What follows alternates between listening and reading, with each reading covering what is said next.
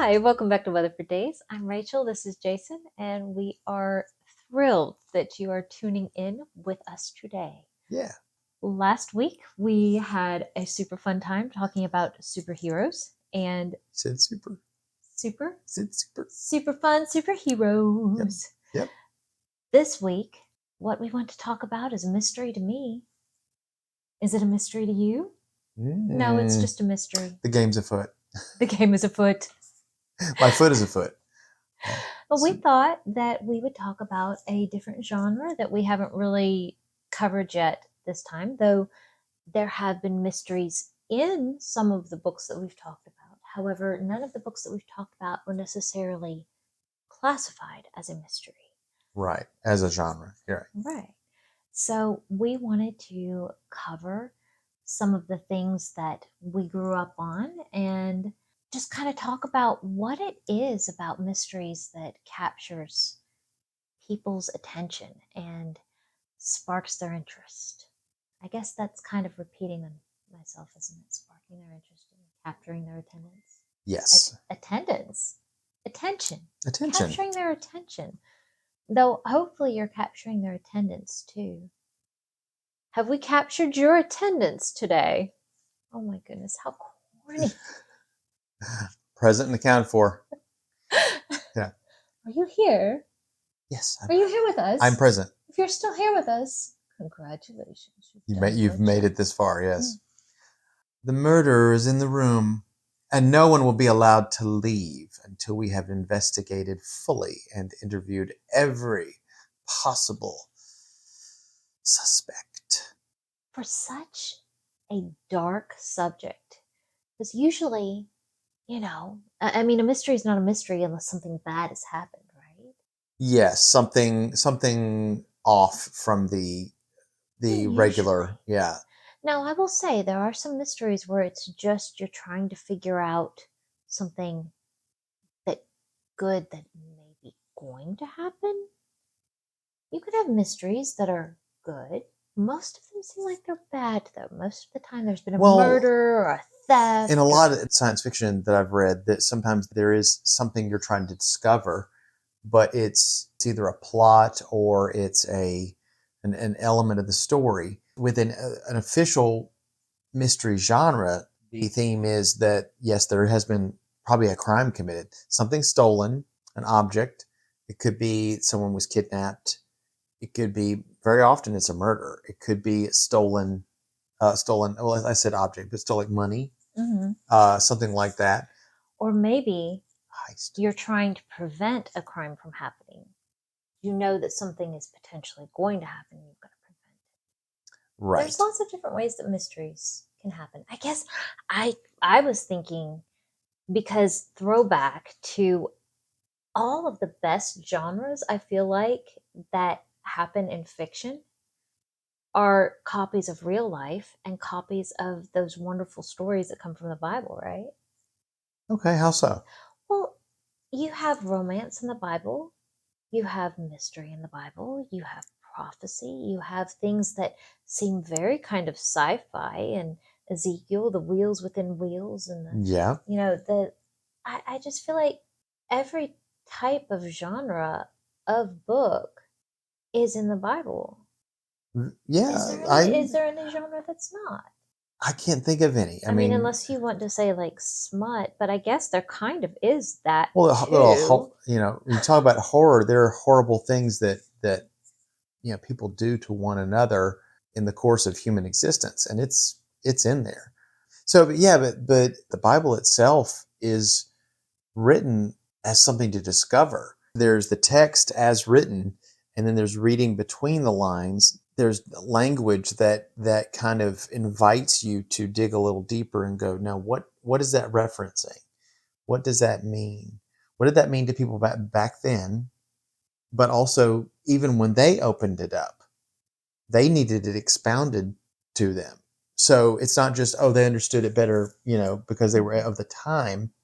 They still had things that were locked in there. It's just we have to, as Western civilization Christians, we have to do a little bit more kind of coming together with how they think to dig into it. So there's there's a mysterious passages that we still are kind of uncovering, and people think they know what a prophecy means, and they still kind of go, I don't know, Mhm. still kind of figuring it Well, out. I think that that goes back to, I mean, my first question when it was like, okay, we're going to talk about mysteries was, well, why do people like mysteries? Why does that capture our attention? Because that was something that from a very early age, that was one of my favorite genres. And I feel like it still is something that, I love to read even now. But I think that there's the puzzle. There's the you have to become immersed in solving and figuring it out. And I mean, just like anything, God created us. He knows how our minds work, and He put those elements into the Bible, into those stories that would engage our attention, that would cause us to dig in and become interactive with it. Because you look at, all the different ways that people learn. Most people, I feel like, learn more not just by having something told to them, but by being immersed in the experience and actually having their brains spark and be turned on because they're a part of it. So if we're, it's just that element of we get to be a part of solving the mystery and figuring it out, and it sparks that interest. It gives us the buy-in. And also, you're talking about how Jesus used parables, Hmm. because that honestly, in looking at certain different teachers and rabbis at the time, itinerant or wandering sages, they would use stories to relate I mean, to the parables are average stories and person, and there was all, hidden truth in those but I things. feel like the prophecies were the mysteries. Yes, because a lot of those were not completely uncovered Hmm. until later, and the parables were kind of slightly hidden. But he would reveal some of those things to the disciples. He Hmm. would say that that some of these things are going to be revealed to you. But we all have a natural curiosity. We like to follow A to B to C. And I was thinking about this earlier today, that we might be able to put the mystery together with the protagonist, which is generally it's like an investigator, a detective, it could be a writer, putting the mystery together as they're doing it. They're showing us we're looking for clues in the story, just like the investigator is doing. But sometimes we're not catching all of it. The clues were all there, but it's not that we're solving it, it's that we're going along on the adventure of this Hmm. particular protagonist solving it. How are they going to solve this? And they eventually put together, But and it we go, really wow. is the mark of a good mystery is whether you are actually having to work to figure it out. Because if it's just kind of clear from the very beginning of the story what's going to happen and what the mystery is, that's just very disappointing, right? You They want do a that story that's sometimes. kind of that you go along and like it's actually one of those trivial details that was, the way that it was written, you just maybe almost don't catch it, but if you actually do catch it, Yeah. then you feel really so like you feel so smart. You feel so proud of yourself that you're like, I knew it, I caught it, Well, they, But if it I, was yeah, obvious, then you don't get that satisfaction of having caught the but clues. I think that's why I think that maybe some of those TV shows, because you're seeing it visually. TV shows like with Columbo, or like a lawyer kind of show with like a Matlock kind of, Hmm. very often from the From the jump very beginning. who did it, but you see them try to obfuscate and kind of just, try to throw their alibi, Right. and you see the detective ratchet up pressure on the perpetrator of the crime, and that's where the drama comes in. I don't think it necessarily Hmm. comes in the solving; it comes in the interplay. So Watching it, yeah, I yeah. don't know if those can be, they are classified as mysteries in a way, but not as true a mystery as maybe Sherlock Holmes, Agatha Christie, Hmm. kind of stuff, and things like that. Those, Well, that's yeah, like, I mean, you think about probably one of the first mystery type detective series that I ever read was Encyclopedia Brown. and you've got the entire story laid out, and then the solution is at the very back, so you have to actually read the thing, and then you have to flip to the back to actually see, was I right, did I figure it So you out? have to fight the urge to, Right. And yeah, I I love didn't the always kind fight of the the urge. I delayed. just did it sometimes. I would jump back and then jump back, So I think that was like, looking at the answers at the end of a teacher's guide. You're like, you're fighting the But urge to look at just the answers. actually, there's like a, I don't know, a dopamine hit or something when it's like just that satisfaction of having worked out and figured it out and gone along, and then it's like that resolution. It's so satisfying. What is that game that Leia and then play? It has a crime or a mystery. You have to ask yes or no questions of the person, Oh yeah. and we all kind of, have a certain either amount of questions or a certain amount of time we had to solve it. Hmm. There is a genuine dopamine Yeah. hit when you go, wait a minute, she said that. No, we Hmm. can play. So you Okay, are we'll have to solving, yeah. insert the name of that because she got that at a thrift store, We just picked it up. It wasn't something that I had ever heard of I before, recommend it. I so think they need to do a read like it was it, it's a they need fun to do game. another version of that game, the modern, because I think it was like 70s, 80s, 90s. It was like an older kind of game. But I mean, But we'll any put of a those link games here. like Clue or Guess Yeah. Who, is it, that's the name of it, right? The one that you flip the Yes. different things and you're like asking, you're trying to figure out who. Yeah, and that used Mystery to, games are so much but that's so fun. controversial because you're describing people's features. But it used to not be. It used to be just, back in the day, you were just asking questions.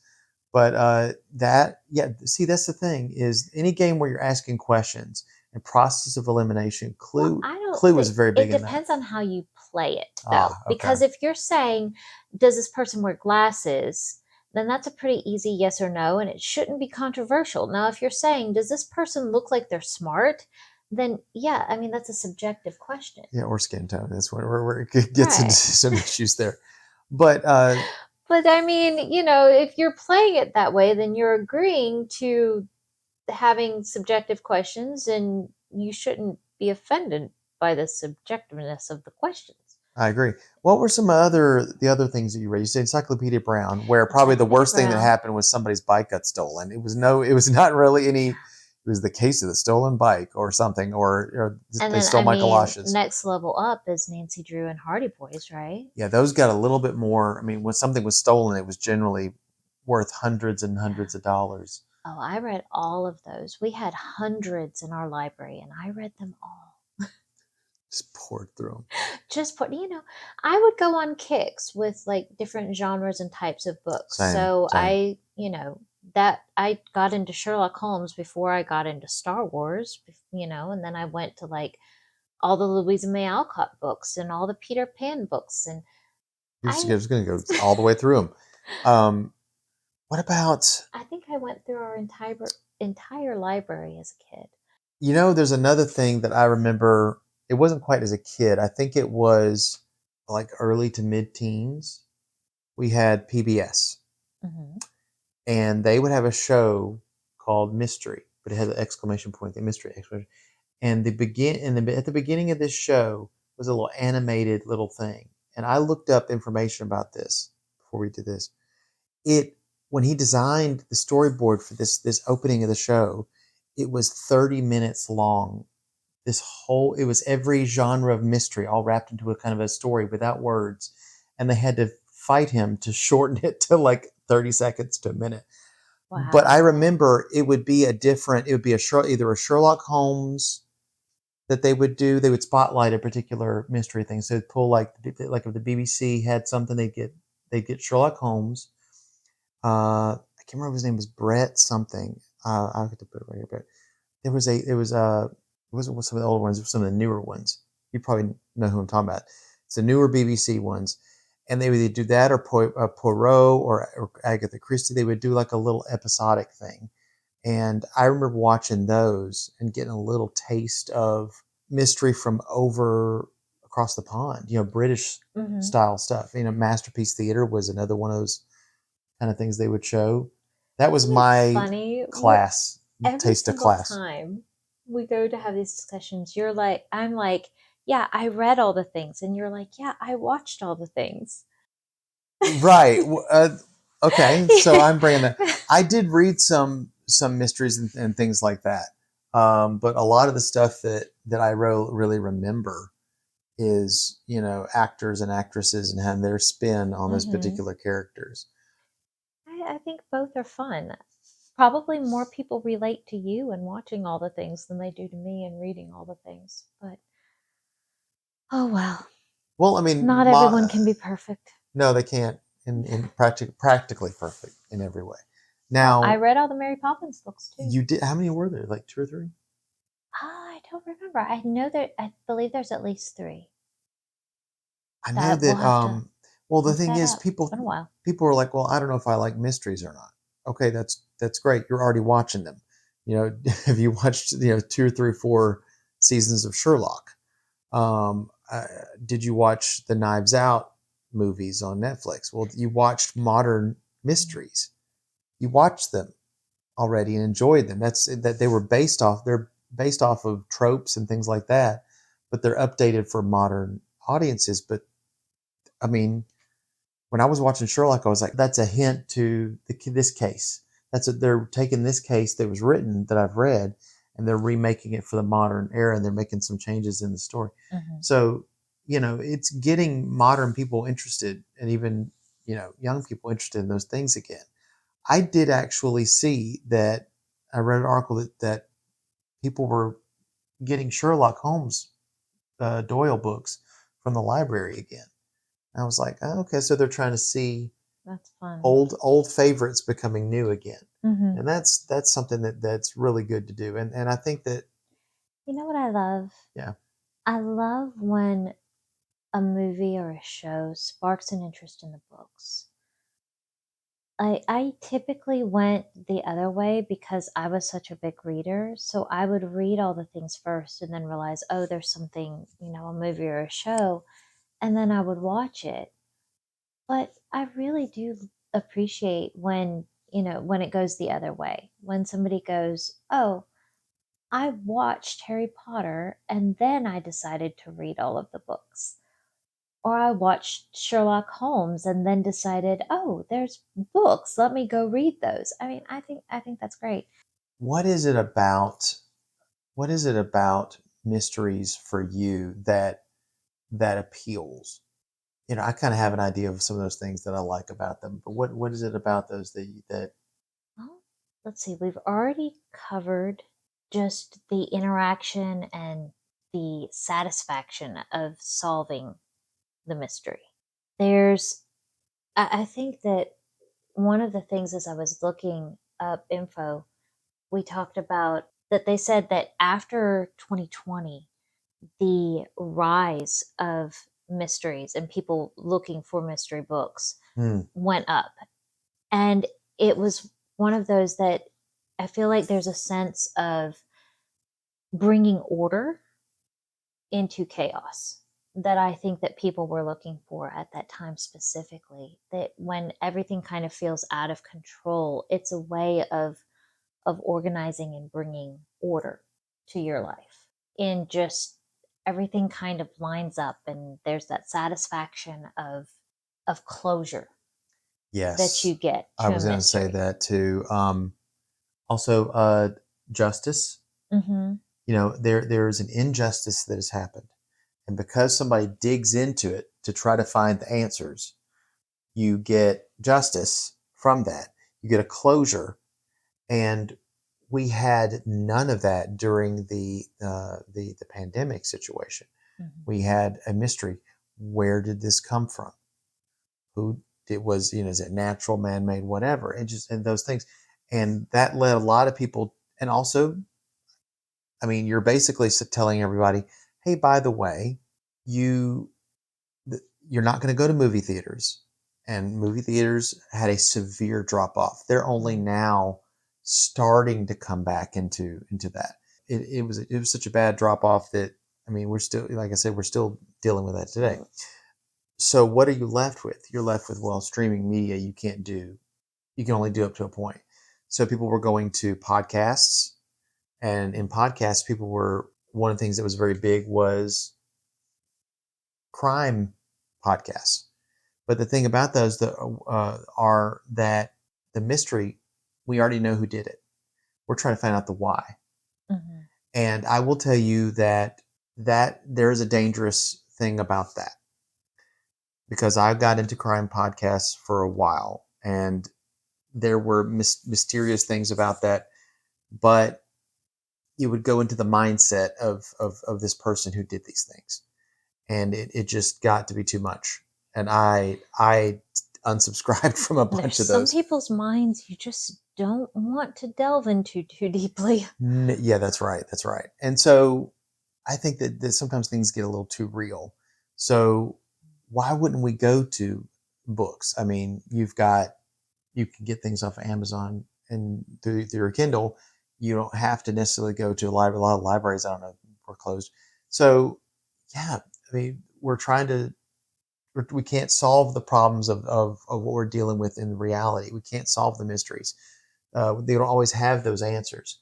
But in the book, you can watch somebody actually come to a conclusion. Mm-hmm. Now, there are different styles of protagonist in these books. And I actually have been reading one recently. G.K. Chesterton, the famous theologian, I guess he's a theologian and writer, Mm-hmm. he did the stories of Father Brown. And I didn't know anything about Father Brown. Then I started reading them, and I haven't read much by G.K. Chesterton, so I'm actually struck by, he's a really good writer. He's really really with his word choices and how he'll put things. And because he's a theologian, he'll throw little things in, comments about Scottish Calvinism. It's just just peppering in, while you still have these crimes and these mysteries that need to be solved. But it's done by such an unassuming character in Father Brown. I'm actually gonna. Kind of like there was a TV series with a priest and a nun that went around solving crimes. I'm I not grew up sure. watching that. I'm not sure about that. I'd have to look into that. Okay, I want to look that up right now. I'm only really in. I only know a lot of the ones that came out, um, like Agatha Christie or whatever. Let's see.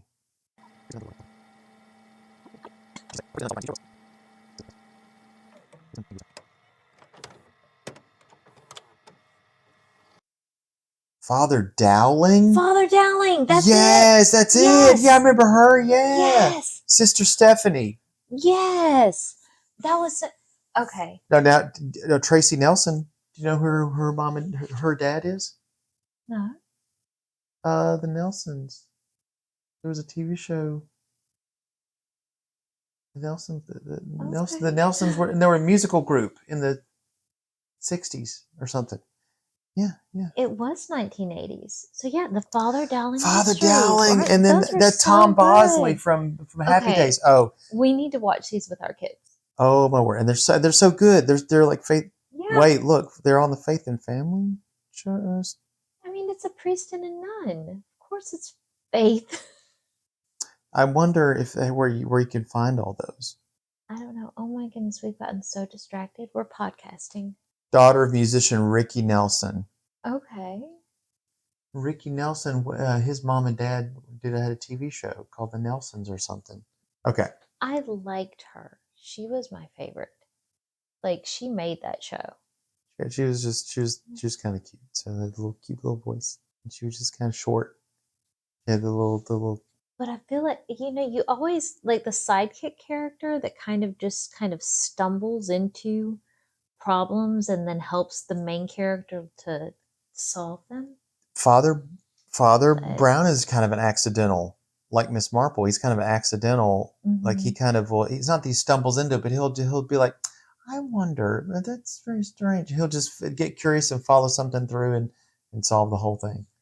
there's just something really satisfying about somebody who's not even intentionally looking for mysteries or solving the mysteries. They just kind of stumble through, and yet their natural curiosity or just the penchant to be in the wrong place at the right time, or vice versa, that manages to make magic happen. I have Goodness. seen that in real life. I will make this really short. I got really obsessed for a short period of time. With me? Well, no, this Well, not always. for a short period of time. Oh no, Sorry. you're a long period of time. With the Zodiac Killer from back in the day, from back in the late '60s, early '70s, I think late '60s. There, he would send these cryptogram or cryptic messages to the San Francisco Chronicle, and the couple that solved some of these ciphers that were really complicated, they were crossword puzzle freaks. And they would just say, "Honey, do you want to take a crack at this?" And she goes like, "No, all right, yeah, let's do it together." And they would do it, and they solved these unsolvable things and just sent it into the police and said, "Here, here's what we think." And Fun. because two people kind of loved puzzles, and here you have this killer that yeah, that honestly didn't kill that many people. It just his threats of killing, and the crimes he was doing was worse. Was what was freaking everybody out in San Francisco at the time. But they solved these ciphers, and it almost sounds like a Batman villain, but it's just a couple really accidentally stumbling into solving the mystery just because they like doing crossword puzzles. Real life mysteries are fun. What is that town that, like, Roanoke? Roanoke, yeah, and Is that the one I'm thinking of? yeah, that's the one where they had a Yeah. message on the tree, Croatoan. Mm-hmm. But the thing is, Croatoan was also the name of the Indian tribe or something like this. So they thought maybe that the Indian there was uh, could have been a plague or could have been some kind of issue with starvation or something, and then the Indian tribe took them in, and so they were like, well, how do we tell people where we went? We write Croatoan on the tree, but Right, but they never did actually discover where they went. not Like, the 100%. They entire have some really village good just theories. disappeared and they don't know. Yeah, there's some really good theories, but it's kind of, nothing is necessarily provable. And there've been a couple of different ways that people have taken it, that they're like, "Oh, I've solved it." And then, a couple decades later, it's like, "Oh, well, no, because I've solved it." And Well, it's just from what I've like, read, they have a better idea. They have more information now than they ever did back then, and so mhm, they have a better idea of what happened. And sometimes the mysteries are, we're expecting something to be really complicated or just be like, wow, but some of them are very, very generic and very like, oh, that was it. And so they're kind of disappointing. That's why in a book you can make the mystery just as interesting as you want it to be, mhm, and it's the goal of the writer to make it interesting and to pull you along, and so you can make those mysteries satisfying. mhm. But sometimes in real life, some mysteries are very unsatisfying when you find out why things happen. And it's almost like you're like, I like the mystery, just keep the mystery because that was interesting. Do you know what I think the most satisfying mystery that I've ever heard of in real life is, though? No, what?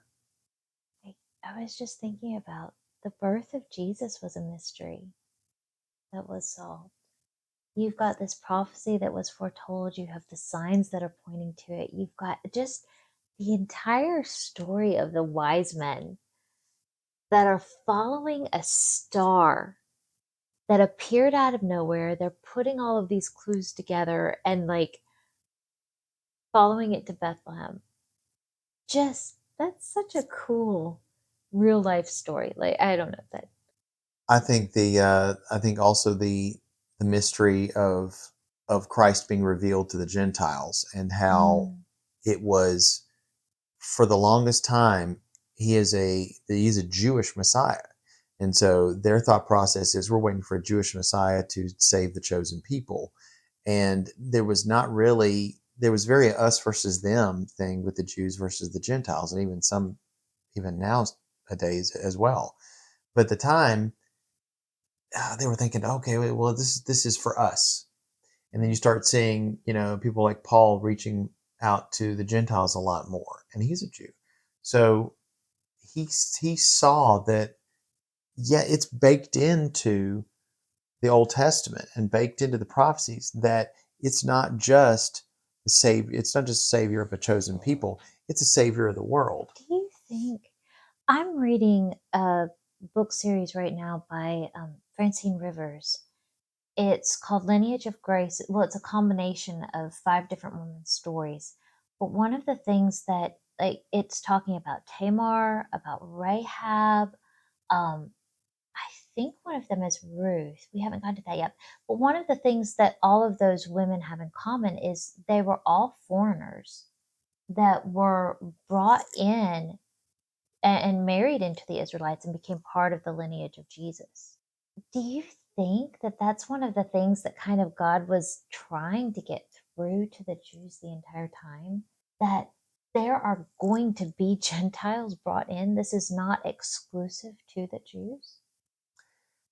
I think Uh, so, but at the same time, there was there has to be a balance with that because a lot of the things that I'm seeing is they talk about not. I think the intermarrying with people from other countries and things like that. The caution that they gave was you start seeing Israel starting to fall away and to follow after foreign gods. I mean, even with Solomon, his wives didn't convert. Well, their biggest thing that they wanted to happen, even if you had a foreigner come and start living in your land, you wanted them to convert. right. And even says, they can be brought in and do the feasts with you if they follow the And laws of God. there's something very powerful. I mean, with Ruth, it's your people will be my people, your God, my God. And I think that all of the women in the lineage of Christ had that mentality. It's none of them were, no, I'm going to maintain the ways of my people and keep following after my gods. They followed after the true God. Right. Sometimes there are some people that say that the whole thing about, which this only makes sense if you think of it this way, but it's the mixing of the two different kinds of cloth. The linen with the wool, or they're the two Mm, different. Don't have the two mix the two different kinds of cloth. So that right there is supposedly a nod to that, to having an intermixing of not necessarily of bloodlines and things like that, but the whole thing about you want your belief in God to be pure. mhm. You don't want it to be mixed in with other people's religions and their beliefs. They were Yes. people set apart, and they were an island unto themselves. They were not like the rest. But that's something that God did graft the Gentiles in, Yes. but he required still of them the obedience that he required of his people. And that's still important is you have that even under the new covenant, there's still those rules that we're asked to follow after because they're what's best for us. And, it's the best way for us to live. Yes. And it's not that these prophecies and these elements that were hidden from us, but they're hidden for us. It is the glory of God to conceal a thing and the glory of kings to search it out. In some translations it says to for God to hide something as a mystery, and for kings or people that are, to it means it could mean us, to solve the mystery. Well, we say the three kings that just, those are the wise men, right? Right. So if I don't know if that's Well, it necessarily says for the works, but wise. for It the does say for the wise, wise. it's we all want to be wise. Does that mean we're rulers of a country? No, that means we're It's trying a to nobility of thought. It's right. a higher, a higher form of thinking.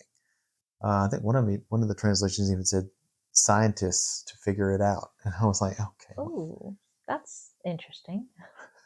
I oh, mean, translations. well, because scientists are simply people who observe the natural world, right? They're observing the world and then trying to form conclusions based on those They're observations. doing it officially. I've heard somebody say that we all start out as scientists and we either keep doing it officially or not, because every child takes an object, touches it, puts it in their mouth because that's sensory.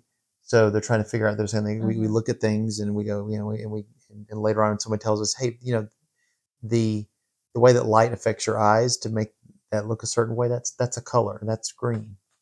And you teach them the color, you teach them the shape. They test things often. What can I pull down? What can I pull up on? So we're all scientists. We're all curious, and we're all trying to solve mysteries from the very moment we come out of the womb. And some of us never stop. Trying to solve the mysteries. What Kind of like when we talked about in the leveling up episode. It's just, I think that everybody should maintain that curiosity, the desire to keep learning about the world that God gave us, to keep leveling up our abilities in all things. I think that, oh, something that really changed my mind, and I don't remember where I got this, was the concept of every day trying to have a win in all the areas of your life, right? Having a win physically, having a win mentally, and having a win spiritually.